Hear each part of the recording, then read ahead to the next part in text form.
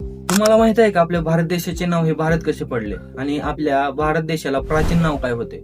नमस्कार मंडळी, मी आनंद जाधव आणि स्वागत करतो आपल्या आवडत्या चॅनलवरती.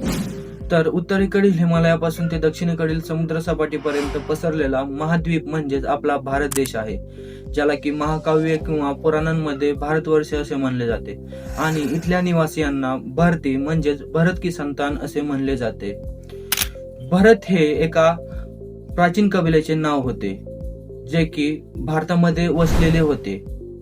प्राचीन इराणी याला सिंधू नदीच्या नावाने ओळखत होते. ते सिंधू न म्हणता हिंदू म्हणत होते आणि प्राचीन युनानी याला इंदे तर अरब याला हिंद म्हणू लागले. मध्यकालीन युगामध्ये याला हिंदुस्थान म्हणून ओळखू जाऊ लागले.